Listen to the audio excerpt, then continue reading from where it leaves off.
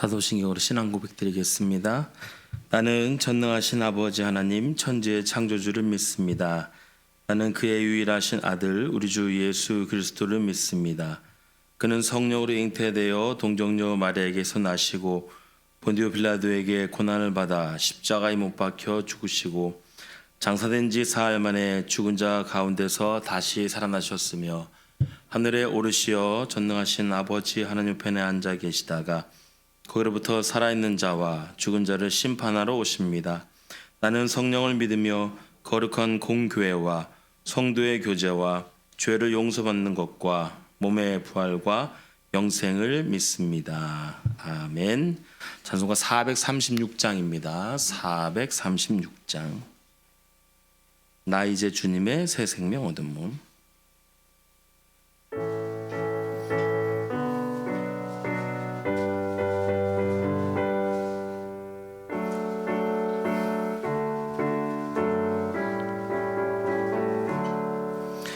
나 이제 주님의 새 생명 얻은 몸 옛것은 지나고 새 사람이로다.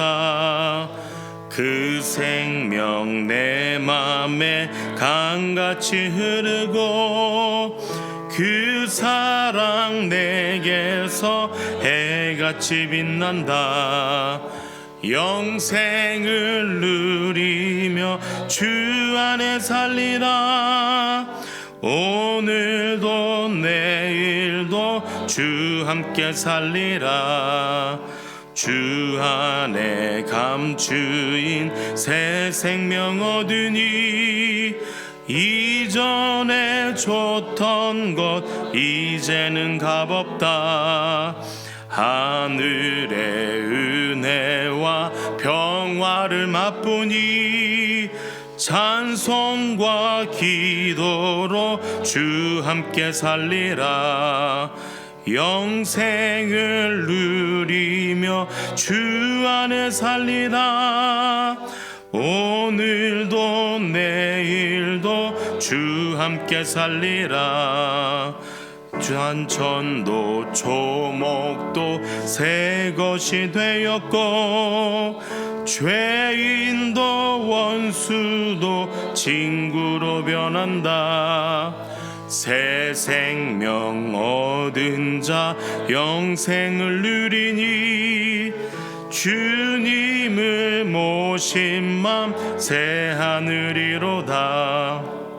영생을 누리며 주 안에 살리라. 오늘도 내일도 주 함께 살리라. 주 따라가는 길 험하고 멀어도 찬송을 부르며 뒤따라가리라. 나 주를 모시고 영원히 살리라. 날마다 섬기며 주 함께 살리라. 영생을 누리며 주 안에 살리라. 오늘도 내일도 주 함께 살리라. 아멘. 하나님의 말씀은 골로새서 3장 12절에서 17절입니다. 골로새서 3장 12절에서 17절까지의 말씀 교독으로 보신 후에 맨 마지막 말씀 함께 합독을 읽겠습니다. 그러므로 너희는 하나님이 택하사 거룩하고 사랑받는 자처럼 긍휼과 자비와 겸손과 온유와 오래 참을 옷 입고 누가 누구에게 불만이 있거든 서로 용납하여 피차 용서하되 주께서 너희를 용서하신 것 같이 너희도 그리하고 이 모든 것 위에 사랑을 더하라. 이는 온전하게 매는 띠니라. 그리스도의 평강이 너희 마음을 주장하게 하라. 너희는 평강을 위하여 한 몸으로 부르심을 받았나니 너희는 또한 감사하는 자가 되라. 그리스도의 말씀이 너희 속에 풍성히 거하여 모든 지혜로 피차 가르치며 권면하고 시와 찬송과 신령한 노래를 부르며 감사하는 마음으로 하나님을 찬양하고 함께 읽겠습니다. 또 무엇을 하든지 말에나 일에나 다 주 예수의 이름으로 하고 그를 힘입어 하나님 아버지께 감사하라. 아멘. 기도하겠습니다. 좋으신 아버지 하나님, 은혜를 감사합니다. 지난 간밤에도 저희들을 주님 품 안에서 편히 쉬게 해주시고 또 이 새벽에도 저희들을 주 앞에 불러주심을 감사합니다. 오늘도 저희들에게 새날 주시고 또 생명 주시고 건강 주셨는데 이 한날도 주님과 더불어 동행하게 하시고 주를 기쁘시게 하는 한날 되게 하여 주옵소서. 이 새벽에도 주님을 사모합니다.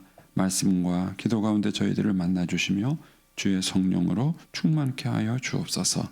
기도의 영을 부어주셔서 마땅히 간구할 것들로 기도할 수 있게 하여 주옵소서. 주님께 감사의 예물과 또 일천번째 예물, 구역 예물을 드립니다. 믿음으로 또 순종으로 감사함으로 드린 예물을 주님이 기뻐 받으시고 약속하신 하늘의 복과 땅의 복으로 충만하게 채워 주옵소서. 주의 은혜로 종의 가정들을 형통케 해주시며 그 자녀들을 축복하여 주옵소서. 예수님의 이름으로 축복하며 기도하옵나이다. 아멘. 이 새벽에도 주의 은혜와 축복이 함께 하시기를 축원합니다. 이제 인생을 살아가면서 이제 사람들이 어려워하는 것 중에 하나가 뭐냐 하면은 길을 모른다는 것입니다. 사실 사람이 굉장히 똑똑하고 잘하는 것 같지만은 한 번도 걸어보지 않은 인생길을 걸어가는 겁니다. 누가 내일을 살아봤습니까? 누가 노년을 살아봤습니까? 아무도 그 길을 걸어가본 사람이 없습니다. 이 땅에서 아무리 똑똑하고 아무리 잘난 사람이라 할지라도 자기가 걸어가는 그 길은 다 처음 걸어가는 길인 거예요. 그렇기 때문에 자기가 가는 그 길이 옳은지 그른지에 대한 판단과 확신을 갖는다는 것이 어렵습니다. 자기 나름대로 이것이 옳다, 이것이 맞다라고 생각을 하고 살아가지만 우리는 뒤를 돌아보면 후회스러운 것들이 얼마나 많습니까? 사실 우리가 최선을 다해서 살아오지 않은 것이 아니죠. 최선을 다해서 살아왔고 나름대로 열심히 살아온 거예요. 근데 그럼에도 불구하고 뒤를 돌아보면은 후회가 많고 내가 왜 이렇게 했을까라고 고민하는 게 많습니다. 그 이유는 뭐냐면 기준이 틀렸기 때문입니다. 처음부터 바른 길을 알았더라면 그런 후회가 훨씬 더 적었을 것입니다. 그런데 나름대로 열심히 살았지만 우리가 어떤 것이 바른 길인지를 잘 모른다는 것이지요. 이제 가정 안에서도 이제 그런 것들을 참 많이 경험합니다. 좋은 아버지가 어떤 사람일까? 좋은 엄마는 어떠자? 좋은 어른은 어떤 어른일까? 제가 이제 그 교회에서 목회도 하고 이제 가정 사역도 하면서 배우다 보니까 결혼의 중요한 원리 중에 하나가 자녀들이 적당한 시기가 돼서 결혼을 하게 되면 부모를 떠나보내는 겁니다. 그럴 때 가장 중요한 것은 뭐냐면 우선순위의 변화예요. 그래서 결혼 전에는 가장 중요한 인간관계가 부모 자식 간의 관계입니다. 근데 결혼하고 나면 가장 중요한 인간관계가 부모 자식 관계가 아니라 부부 관계입니다. 그러니까 부모보다 우선하는 게 부부입니다. 그런데 이 유교적 사고방식을 가진 사람한테는 이걸 인정해 주기가 참 어렵습니다. 쉽지 않습니다. 그래서 이제 갈등과 어려움이 있는데 이 원리를 깨닫고 나니까 결혼한 자녀들을 어떻게 대해야 되는지를 아는 거예요. 어른의 역할이 뭐냐 이렇게 말을 했을 때 그 아이가 나한테 잘해주는 것도 중요하지만 자기 배우자에게 잘할 수 있도록 권면하고 이끌어주는 것이 어른의 중요한 역할이에요. 좋은 어른이 어떤 어른인가? 좋은 부모가 어떤 부모인가? 이런 질문을 했을 때 그것을 판단할 수 있는 기준이 필요한 것이죠. 신앙생활에 있어서도 마찬가지입니다. 내가 신앙생활을 잘하고 있을까요? 못하고 있을까요? 절 물어보는 게 아니라 여러분을 물어보시는 거예요. 저 쳐다보지 마시고 여러분이 여러분 자신을 놓고 봤을 때 내가 신앙생활을 잘하고 있을까요? 못하고 있을까요? 그리고 내가 만약에 잘하고 있다고 말한다면은 그 기준이 뭐예요? 뭘 기준을 갖고 내가 신앙을 잘한다 이렇게 말하고 있고 또 못하고 있다고 말한다면은 내가 뭘 기준을 가지고 신앙생활을 못하고 있다 이렇게 말할 수 있겠느냐는 거예요. 우리가 매일 아침에 일어나면 거울을 보잖아요. 거울을 보는 이유가 뭐예요?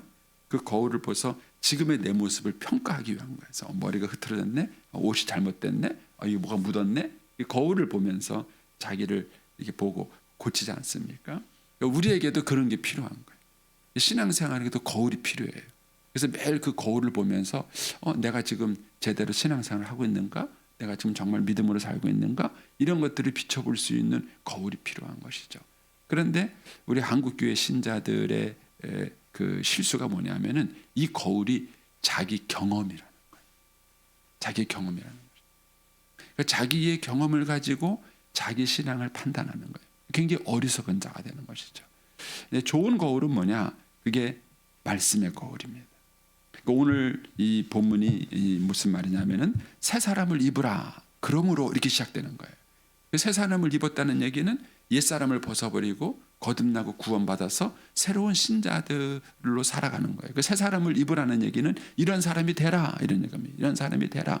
믿음을 이렇게 해라. 신앙생활은 이렇게 해라. 이렇게 말하면서 가르쳐 주는 내용이에요. 근데 그 내용이 오늘 본문에 이제 나와 있는 것입니다. 자, 본문을 조금 더 구체적으로 보겠습니다. 12절 이렇게 보시면 그러므로 너희는 하나님의 택하사 거룩하고 사랑하신 자처럼 긍휼과 자비와 겸손과 온유와 오래 참음을 옷 입고 그랬습니다.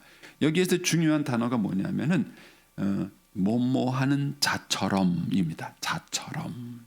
이 자가 뭐죠?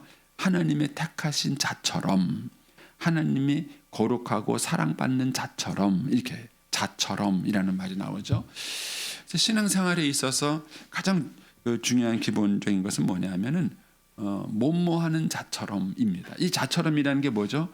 하나님께 사랑받은 자처럼. 네. 그래서 신앙생활에서 가장 중요한 것은 이 보이지 않는 하나님의 사랑을 내가 먼저 경험해야 돼요. 체험해야 됩니다. 그런데 한국 교회의 신앙의 약점이 뭐냐면은 그 사람이 하나님의 사랑을 경험했는지 체험했는지를 확인하기 전에 뭐부터 시키냐면은 일부터 시켜요. 교회 들어오면은 일부터 시킵니다. 그러면서 일하면서 신앙이 잘한다고 생각을 하는 거예요. 그게 아니에요. 여러분 가정으로 비유하면은요, 우리 집에 사위가 들어오고 며느리가 들어왔어요. 그러면 뭐부터 시켜요? 일부터 시키십니다. 며느리는 일꾼이다. 맞습니까? 네. 여러분 그 며느리가 들어오면은요, 먼저 관계를 맺어야 합니다. 그 며느리하고 관계를 맺어야 돼요. 그리고 먼저 어른으로서 며느리에게 사랑을 보여야 합니다. 그리고 관계가 맺어져야 그 관계 속에서 내가 뭘 지시할 수도 있고 명령할 수도 있는 거예요. 그런데 우리는 그냥 며느리가 들어오면은 너는 일꾼, 이제 우리 집에 새로운 들어온 일꾼 이렇게 생각하는 거예요. 어른으로서 명령하고 시키고 이렇게 합니다. 그런데 여러분들이 며느리 입장이 돼보셨잖아요. 이제 어른도 돼보고 며느리도 돼보셨으니까 여러분들이 며느리 입장으로 가보세요. 그렇게 말하고 시키는 어른에 내가 따르고 존경할 수 있고 의무적으로는 할 수 있어요. 그러나 어느 정도 순간에 가서 이 의무가 이제 벽에 부딪히는 순간이 옵니다. 그러면 참지 못합니다. 인내하지 못합니다. 왜냐하면 관계가 먼저 형성이 되지 않았기 때문에 그래요. 그래서 교회 안에서도 마찬가지입니다.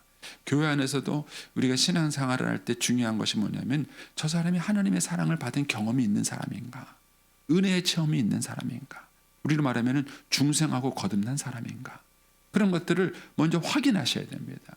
그래서 그 사람이 하나님의 사랑을 받고 경험한 것이 있어야 이 자처럼이 되는 거예요. 하나님의 사랑을 받은 자처럼, 하나님의 은혜를 경험한 자처럼 이렇게 되는 겁니다. 그리고 난 다음에 그 사랑을 받은 대로 해야 요 말이 무슨 말인지 알아요. 긍휼, 자비, 겸손, 온유, 오래 참음. 이게 무슨 말인지를 아는 거예요.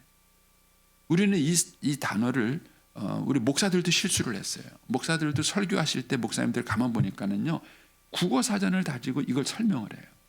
헬라어 원어 사전을 가지고 해서 설명을 해요. 그렇게 설명하는 게 아니에요. 여기서 말하는 긍휼, 만약에 이제 제가 이렇게 말하면은 요즘 이제 우리 아이들하고 얘기할 때는요, 야 엄마는 그렇게 안 했어. 그러면 애들이 금방 알아들어요. 예. 엄마가 어떻게 했는지를 자기들이 아니에요. 예. 그것을 경험한 사람이 그게 사전이죠. 그렇죠. 그 사전이지. 야 엄마란 이렇게 한다 그러더라. 국어 사전에 이렇게 써 있더라. 이렇게 해서 애들을 가르치냐는 거예요. 그렇지 않은 것이죠. 애들이 먼저 엄마의 사랑을 받아보고 엄마가 자기를 어떻게 했는지 그거를 애들이 이미 경험적으로 알고 있는 거예요. 그 경험적으로 알고 있는 것을 가지고 야 엄마는 그렇게 하지 않았어. 이 말을 한번 얼른 알아듣는 거야 아이들이. 아 그렇구나 하는 것이죠. 그래서 여기서 말하는 긍휼, 자비, 겸손, 온유, 오래 참음은 주님이 우리에게 보여주신 태도예요.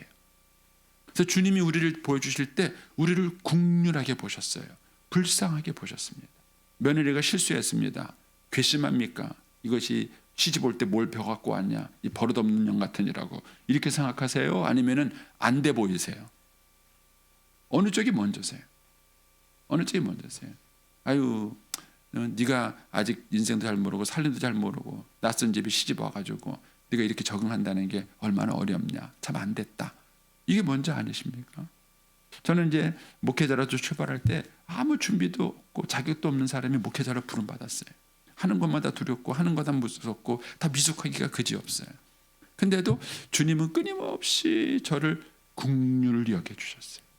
목회를 못하는 저를 하나님께서 정죄하고 비난하기보다는 불쌍하게 보셨어요. 긍휼히 여기는 마음이 있었어요. 여기에서 이제 자비라는 얘기는 친절하다는 얘기예요. 주님은 얼마나 친절하신 분인지 모르세요. 그래서 이런 것들이 나한테 있는지를 보셔야 돼요. 옷 입고라는 얘기는 이런 것들이 내 성품에 있어야 되는 거예요. 그러니까 내가 예수 믿는 사람으로서 이런 것들이 나에게 있는가? 이런 것들을 여러분들이 끊임없이 표현하셔야 됩니다. 그래서 우리가 어제 묵상했던 것처럼 이런 것들은 위의 것이죠. 이거를 추구하고 생각해야 되는 거예요. 이런 걸 추구하고 생각해야 되는 겁니다. 그래서 내 안에 이런 긍휼과 자비와 겸손과 온유와 오래 참음 이런 것들이 있는지를 이제 보셔야 되고 이것이 추구의 대상이 목표가 되는 거예요. 뿐만 아니라 이제 병원에 가면 요즘은 이제 그런 진료를 하죠. 아프세요? 어디가 아프세요? 여기가 아파요. 그러면 얼마나 아프세요? 많이 아파요. 이렇게 말하면은 설명이 안 돼요. 그래서 요즘 이제 의사들이 배운 게 있죠. 뭐냐면 1에서 10까지 얘기하면은 아픈 게 몇 번 정도쯤 돼요? 이렇게 물어봅니다. 이게 이제 의학적으로 가르치는 방법이에요. 그래서 뭐 2쯤 돼요, 9쯤 돼요. 물론 이제 주관적인 표현이긴 하지만 그래도 그게 많이 아파요. 이런 말보다는 뭔가 의사소통이 잘 되는 거예요. 한 5쯤 아파요, 한 7쯤 아파요. 이렇게 말하면은 아, 이 사람이 지금 통증을 어느 정도 느끼는구나 하고 이제 의사가 판단을 하는 거죠. 예, 그런 것처럼 이것도 마찬가지예요. 긍휼과 자비와 하고 말 때 긍휼이 여러분에게 몇 쯤 있으세요? 1부터 10까지 따지면은 몇 번쯤 있을 것 같아요? 이게 하나씩 물어보고 그러는데 설교는 얘기만 하고 끝나지만 제자 훈련은 물어봐요. 물어보고 몇 번쯤 될 것 같아요? 네. 여러분 집에 가서 여러분들이 한번 해보세요. 긍휼, 자비, 겸손, 온유, 오래 참음 이렇게 쭉 적어 놓으시고 이거는 몇쯤 될까? 이거는 한 10쯤 될 것 같은데 요거는 1밖에 안 되고 이런 게 있어요. 그런 것들을 갖고 여러분들이 평가해봐서 그러면 내가 이거 부족하구나. 내가 이 부분을 좀 내가 예를 들어서 어떤 사람은 오래 참는 건 잘하는 분이 있어요. 그래서 오래 참음 10. 그런데 자비가 없어요. 친절함이 없어요. 친절함은 1.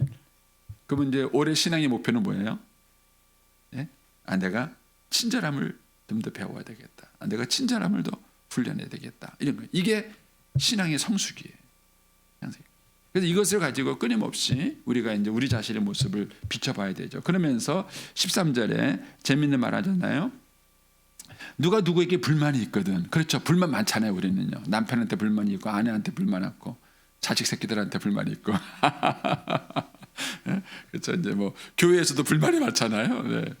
우리가 이제 누가 누구에게 불만이 있거든. 그러면서 뭐라 말합니까? 용납하고 용서해요. 용납하고 용서하셔야 돼. 용납하고 용서해. 그거예요. 여러분 남편에게 불만이 있으시면 폭발하지 마시고 뭐 하세요? 용납하고 용서하셔야 돼요. 자식들한테 불만이 있어도 뭐 해야 돼요? 용납하고 용서해야 돼요. 근데 이게 어려워요. 저도 우리 부목사님한테 불만 많아요. 이게 어쩔 수 없어요. 왜냐하면 담임 목사가 생각하는 기준하고 부목사가 생각하는 기준하고 그런데 이렇게 하면은요 아주 못된 담임 목사가 돼요.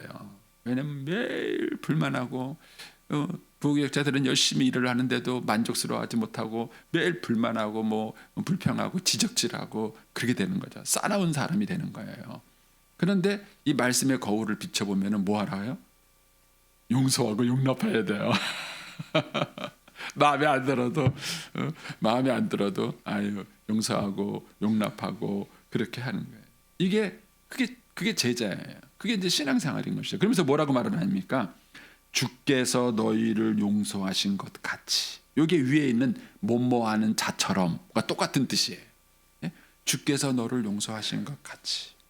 예? 그런 일이 있을 때마다 하나님 앞에 서셔야 돼요. 하나님이 나를 어떻게 하셨는가? 하나님이 나를 어떻게 대하셨는가?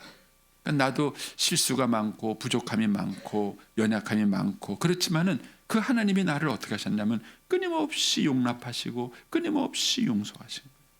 그래서 여기서 중요한 단어 중에 하나가 뭐냐면은 서로예요. 서로. 그 부부는 서로가 서로를 용납하고 용서해야 돼요. 왜? 우리는 다 실수가 많아요. 저도 우리 부목사님들이 저를 용납하고 용서해 주니까 그냥 있는 거예요. 아유, 저 못된 저 상사하고 내가 어떻게 저 인간하고 사냐. 뭐 그러면 이제 빨리 때려치고 가야죠. 하는 대로 가는 것이죠. 예. 요즘 그 젊은 직장인들이 커뮤니티가 있어요. 요즘 애들은 막 예. 퇴근 시간 다 됐는데 상사가 일을 시키면 해야 됩니까? 이런 질문이 있어요. 상사가 꼰대짓 하는데 그걸 들어줘야 됩니까? 이런 질문도 있어요. 얼마나 요즘 젊은 애들이 하는 질문들이 얼마나 많은지 몰라요. 예. 그러니까는 사실 윗사람이 아랫사람만 용서하는 게 아니에요. 사실은 아랫사람도 윗사람을 용서합니다. 용서하고 용납해요. 저는 이제 우리 손녀들을 볼 때마다 그걸 많이 느껴요. 손녀들이 어른들을 정말 많이 용서합니다. 아세요 그거요? 어른들만 용서하는 것 같죠? 아니요. 애들이 괜찮아? 할아버지 괜찮아? 아유, 얼마나 웃긴지 모르죠. 예. 그러니까 이게 용서하고 용납하는 것, 이것이 이제 우리가 훈련해야 될 예수님의 제자의 모습이죠. 예. 그렇게 하는 이유가 뭐냐면은 주님이 먼저 우리에게 그렇게 하신 거예요. 따라서 이거를 다르게 표현하면 이겁니다. 우리가 거듭났다라고 말하고 그 다음에 중생의 체험을 했다 그러고 성령 체험을 했다고 말하는데 그 근거가 뭐예요? 여러분 중생의 체험, 거듭났다, 성령의 체험 다 주관적 경험이에요. 그걸 어떻게 객관적으로 입증합니까? 그걸 어떻게 객관적으로 증명할 수 있어요? 그걸 객관적으로 증명할 수 있는 것은 내가 그것을 경험한 걸 보여줘야 돼. 내가 그 사랑을 받은 것을 보여줘야 돼. 그런데 제가 하나님의 사랑과 은혜를 경험했다고 말하면서도 그걸 보여주지 못한다면은 그 사람이 경험했다는 신앙 체험은 믿을 수 없는 거예요. 믿을 수 없는 것입니다. 그래서 너희가 주님을 사랑하신 것 같이 너희도 그렇게 해라. 이렇게 얘기하는 것이죠.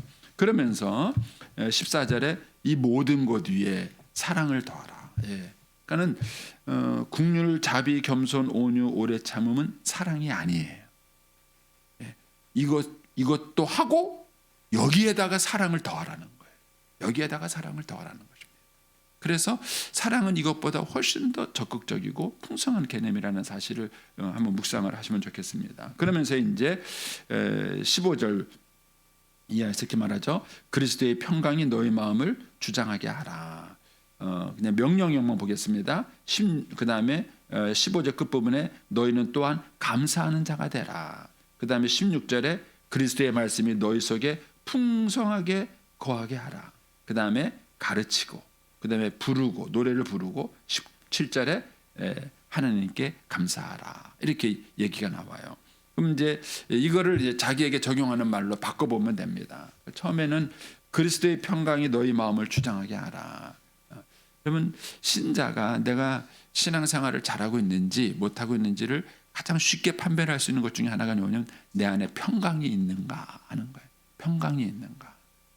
그럼 부부관계도 마찬가지예요. 우리 부부관계가 좋은지 나쁜지를 평가할 수 있는 게 부부관계에 평강이 있는가. 부모자녀 사이에 평강이 있는가, 우리 가정에 평강이 있는가, 이걸 보셔야 돼요. 이 평강이 없으면 내가 좀 바르게 가는 게 아니에요. 왜 그러냐면은 15절에 이렇게 말합니다. 그리스도의 평강으로 너희 마음을 주장하게 하라. 너희가 평강을 위하여 한 몸으로 부르심을 받았나니 이렇게 말해요. 이제 이 한 몸이라는 게 그리스도의 몸이요 교회를 말하는 거고 좀 복잡한 개념이기 때문에 내년에 제가 이제 설교를 하겠습니다. 어쨌든 쉽게 말하면 구원받은 걸 말하는 거예요. 그러니까 하나님께서 우리를 구원하신 이유가 뭐냐? 평강을 위해서 부름 받은 거예요. 여러분들이 잘 아는 것처럼 우리가 죄를 지었기 때문에 하나님과 원수됐잖아요. 하나님과 우리 사이가 평강한 관계가 아니에요. 근데 예수님이 십자가에 죽으심으로 우리의 죄가 사해지고 하나님과 화목하게 만들었어요. 그래서 하나님과 우리 사이를 뭐 한 겁니까? 평강의 관계로 인도한 거예요. 그래서 바울이 이걸 구원을 그렇게 해석한 거예요. 구원을 단순히 죄 사함 받았다, 깨끗하게 됐다 이렇게 설명하지 않고 여기서 뭐라고 설명했느냐면은 평강을 위해서 부름 받은 것이다 이렇게 말합니다. 그러니까는 평강의 목적이 하나님께서 우리 예수님께서 십자가에서 왜 죽으셨는가? 저와 하나님 사이를 평강하게 만들기 위해서 죽으신 거예요. 그렇다면 이 평강이 유지돼야 되는 것이죠. 이것은 하나님과 우리 사이뿐만 아니라 사람과 사람과의 관계도 마찬가지인 거예요. 그래서 만약 여러분들이 평강하지 않으면 지금 뭔가 일을 잘못하고 있는 거예요. 세상에서는 평강을 따지지 않습니다. 일의 효율성을 따집니다. 능률을 따집니다. 그러나 교회는 아니에요. 일의 효율성과 능률을 따질 것 같으면요, 하나님이 여러분 같은 사람 안 불렀어요. 왜? 다 효율성이 없는 사람이거든. 하나님 안 불렀어요. 그런데 일의 효율성과 능률이 아니에요. 하나님께서 원하시는 것은 평강한가. 그래서 내 안에 평강을 잃어버렸으면 지금 내가 뭔가 일을 잘못하고 있는 거예요. 그거를 점검해 보셔야 됩니다. 그래서 부부관계든 부모자녀 관계든 또는 심지어 일을 하면서도 내 아내가 평강해야 돼요. 인생길을 가면서도 뭔가 불안하면은 뭔가 이게 이제 운전하시는 분은 좀 이해하실려는가 모르겠는데, 내가 안전속도로 가면은 운전이 편해요. 근데 과속을 하면요, 안 해보셨구나. 예, 긴장하게 돼 있어요. 사람이 주의력도 떨어지고요. 운전하는 게 편하지가 않아요. 그런 것처럼 이 평강이 그런 기준이 되는 거예요. 저와 여러분이 인생을 살아가는 동안에 평강한가를 늘 점검해 보셔야 돼요. 그래서 평강하지 않으면 내가 일하는 방식, 속도, 뭐 이런 것들을 다 점검을 해 보셔야 돼요. 그래서 이제 이 평강이 너의 마음을 주관하게 하라. 두 번째는 뭐라고요? 감사하는 자가 되라. 내가 감사하고 있는가? 이 일을 감사하면서 하고 있는가? 아니면 불평하면서 하고 있는가? 감사하세요? 네.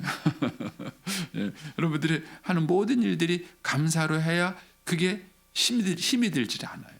근데 감사하지 않으면 스트레스가 되는 겁니다.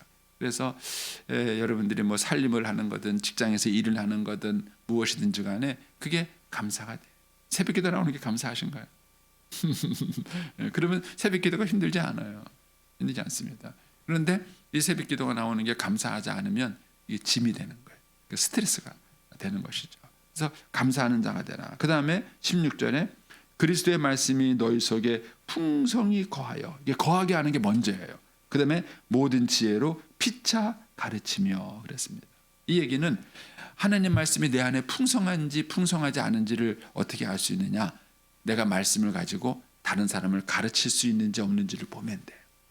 그래서 제가 저희 교회에서 여러분에게 1:1 양육을 하라는 이유가 그거예요. 1:1 양육을 해보면 내가 신앙생활을 잘하고 있는지 못하고 있는지를 가르치면서 알 수 있어요. 내가 제대로 잘 못 가르치면은 말씀이 내 안에 있기는 있지만 풍성하게 있는 게 아니에요. 말씀이 내 안에 풍성하게 있어야 다른 사람에게 말씀을 가르치고 설명할 수 있어요. 그래서 먼저 내 안에 말씀이 풍성히 거하도록 뭐 해야 돼요? 배워야 합니다. 말씀을 배우죠. 부지런히 성경도 읽으시고 묵상도 하시고 영역 공부도 하시고 기회가 된 대로 말씀을 부지런히 배우셔서 그 말씀이 내 안에 풍성히 거해야 돼요. 풍성히 거하면 그 다음 할 수 있는 게 뭐죠? 다른 사람을 가르치셔야 돼요. 가르치고 그 말씀을 가지고 권면하고 이끌어갈 수 있어야 되죠. 그리고 시와 찬송과 신령한 노래를 부르며, 여러분 찬양을 부르세요? 네? 찬양을 부르세요? 네. 이것도 명령이에요. 그러니까 내가 신앙생활을 잘하고 있는지 못하고 있는지 평가하는 기준 중에 하나가 이거죠. 내가 찬양을 부르고 있는가? 찬양을 부르고 있는가? 그 다음에 17절에 가서 또 무엇을 하든지 말에나 일에나 다 주 예수의 이름으로. 주 예수의 이름으로 안 하면 뭐죠? 내 이름으로 해요. 내 이름으로 하는지 주님의 이름으로 하는지를 뭘로 알 수 있을까요? 주님의 이름으로 하는 사람은 화를 내지 않습니다. 근데 내 이름으로 하면요 화가 나요. 왜요? 나 기분 상하게 했다 이거예요. 내 뜻대로 안 해준다 이거예요. 화가 나요.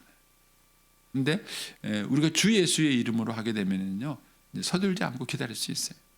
그리고 화내지 않을 수 있습니다. 주 예수의 이름으로 하고 누구의 영광을 위해서 하는 거죠. 그 다음에 그를 힘입어, 예수님을 힘입어 하나님 아버지께 감사. 자, 이런 것들이 이제 오늘 이제 우리에게 주는 말씀의 거울입니다. 이 거울을 가지고 이제 나 자신을 비춰보는 거예요. 지금 내가 좀 그렇게 하고 있는가, 내가 좀 잘하고 있는가 하는 것입니다. 네. 저도 이제 이 말씀 갖고 묵상하면서 하나님이 저에게 주시는 말씀을 이제 있어요. 저는 이제 다른 것보다도 이제 16절 말씀이 저한테는 이제 탁 많이 됐어요. 그리스도 말씀이 너희 속에 풍성히 거하여. 나이가 들어보니까 많은 분들을 이제 가르치고 도와주는데 제가 할 수 있는 게 한계가 있더라고요. 그래서 제가 하는 것을 다른 사람이 할 수 있도록 도와야 되겠다. 이렇게 말해서 이제 제가 가지고 있는 것들을 좀 정리하고 좀 책을 쓰고 이렇게 해서 다른 사람이 활용할 수 있도록 도와야 되겠다라고 부담감을 느꼈어요. 저는요. 예. 다른 거는 좀 그렇습니다.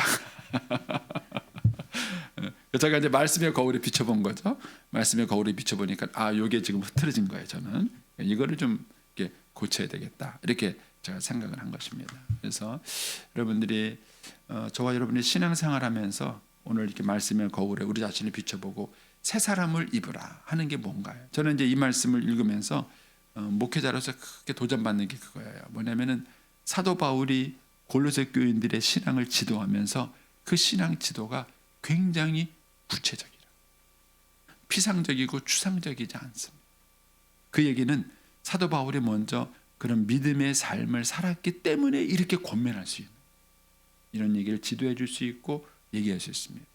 저와 여러분이 우리의 자녀들에게 또 우리의 후배들에게 신앙을 지도할 때 그 신앙이 추상적이고 피상적이 되시면 안 돼요. 왜 추상적이고 피상적이 되냐면은 내가 그 길을 걸어가지 않았기 때문에 그런 거예요. 근데 여러분들이 그 길을 걸어간 사람이라면은 얼마나 쉬워요. 쉽게 가르칠 수 있습니다. 그래서 여러분들이 그런 것들을 이렇게 구체적으로 알고 적용하고 또 우리의 자녀와 다음 세대들에게 신앙을 잘 개성할 수 있게 되기를 축복합니다. 기도하겠습니다. 오늘은 7일자입니다.